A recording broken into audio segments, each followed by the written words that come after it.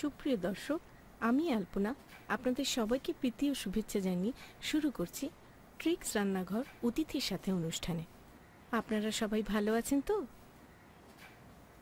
এসেছে শরৎকাল, প্রতি বছরের মতো এসেছে আমাদের দেশে হিন্দু সম্প্রদায়ের মহা সমারোহে সার্বজনীন দুর্গাপূজা।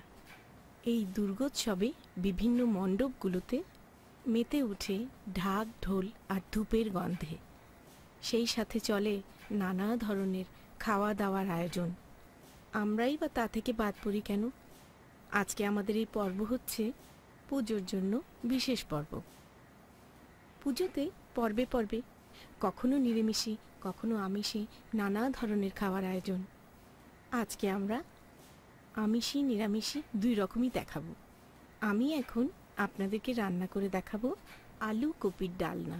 হ্যাঁ প্রিয় দর্শক, আপনাদের সুবিধার জন্য চলুন আগে দেখে আসি এই আলু কপির ডালনা রান্না করতে কি কি উপকরণ লাগে। আলু কপির ডালনা তৈরি করতে আমাদের লাগবে ফুলকপি 2টি, আলু 1 কেজি, তেল পরিমাণ মতো, হিং সামান্য পরিমাণ, জিরা 2 চা চামচ, তেজপাতা 2টি, কাঁচামরিচ 6-7টি, টমেটো কুচি 1 কাপ, গরম মশলা গুঁড়ো 1 চা চামচ, আদা বাটা 2 টেবিল চামচ, মরিচ গুঁড়ো 1 চা চামচ, হলুদ গুঁড়ো 1 চা চামচ, চিনি 1.5 চা চামচ, মটরশুঁটি 1 কাপ, ঘি 2 চা চামচ, লবণ স্বাদ মতো এবং ধনেপাতা সাজাবার জন্য। তাহলে এখন আমরা রান্নায় চলে যাই।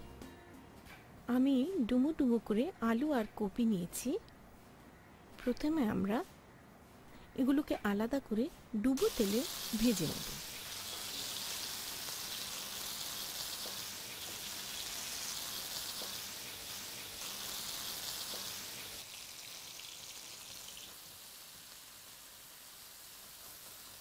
কপিগুলো ভেজে নিচ্ছি। এখন আমি এগুলোকে তেলের থেকে উঠিয়ে ফেলবো।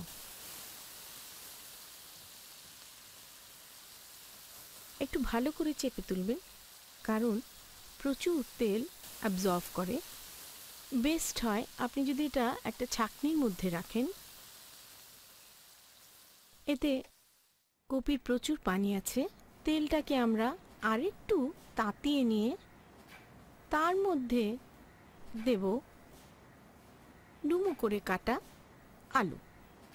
একটু খেয়াল রাখবেন যেন আলু আর কপির সাইজের একটা সমন্বয় থাকে, তাহলে আপনার তরকারিটা দেখতেও ভালো লাগবে।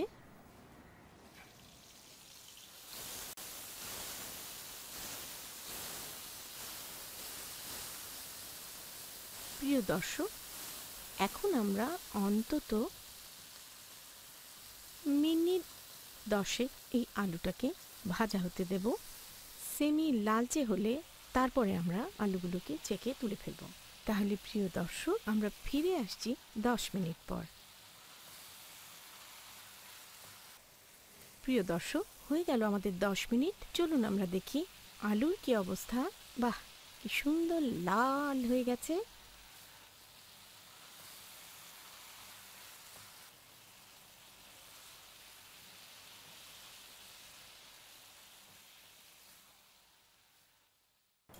এখন তাহলে রান্নায় চলে যাই। এখন আমরা এতে দেব সয়াবিন তেল। 2 টেবিল স্পুনের মতন সয়াবিন তেল দিলাম। তেলটাকে হিঙের ফোড়ন দেওয়ার আগে একটু তাতিয়ে নেবেন। আমার তেল গরম হয়ে গেছে।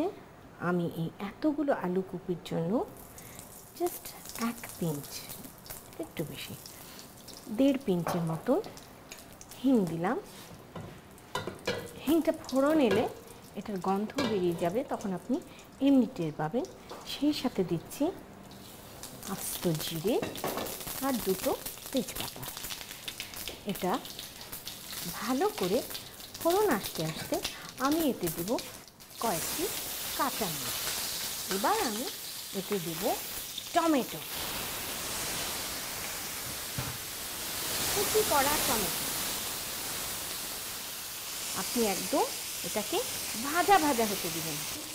এই টমেটোটা আগে দেওয়ার কারণ হলো ভাজা হিং এবং জিরার ফোড়নের যে তীব্রতাটা সেটাকে আঁকড়ে ধরা, এবং তারপরে গোলানো মশলাটা দিলে অত ঝাঁঝালো গন্ধ হবে না। আমাদের টমেটো ভাজা হতে হতে আমরা আমাদের মশলাটা তৈরি করে ফেলি। এতে রয়েছে গরম মশলা গুঁড়ো, সম পরিমাণ এলাচ দারচিনি গুঁড়ো করে আমি 1 চা চামচ নিয়েছি। এতে দেব প্রায় 2 টেবিল স্পুন আদা বাটা,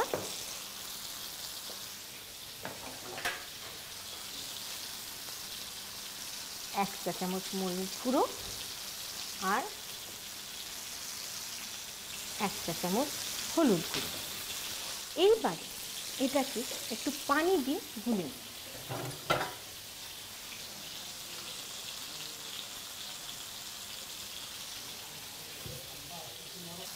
পানি দিয়ে মশলাটাকে গুলে নিলে যে সুবিধাটা হবে, আপনার মশলাগুলো একসাথে কষানো হয়ে যাবে।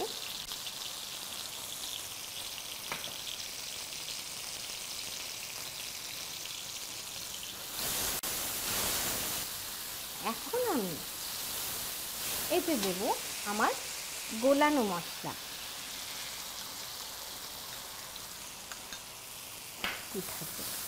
এবার আমি এতে দেব লবণ। আমি কিন্তু আলু বা কপিতে কোনো লবণ ব্যবহার করিনি, কাজে এখানে আপনার পর্যাপ্ত লবণ লাগবে। আমি এবার এতে দেব সামান্য একটু চিনি, এই 1.5 চা চামচের মতো। একটু মিষ্টি মিষ্টি ভাব আসবে। এবার আমি ঢেলে দেবো আমার সেই আলু আর কপি। ভালো করে একটু কষিয়ে নেব। সেই সাথে দেব মটরশুঁটি, তার সাথে একটু পানি দিয়ে দেব।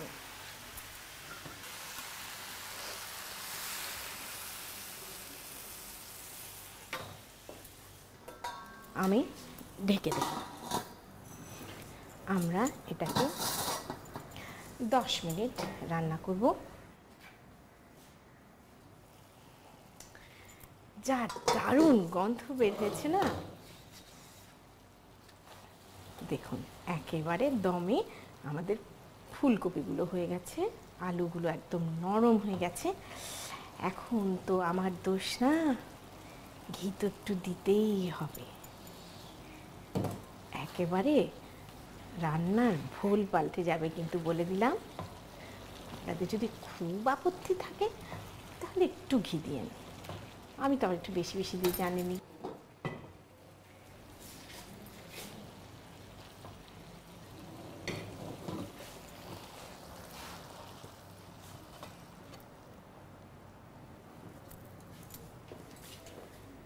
এর উপরে ছড়িয়ে দেব ধনেপাতা।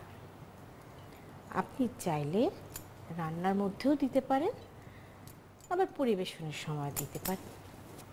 প্রিয় দর্শক, আপনাদের সবার জন্য তৈরি হয়ে গেল পুজো স্পেশাল অথেন্টিক রান্না আলু কপির ডালনা।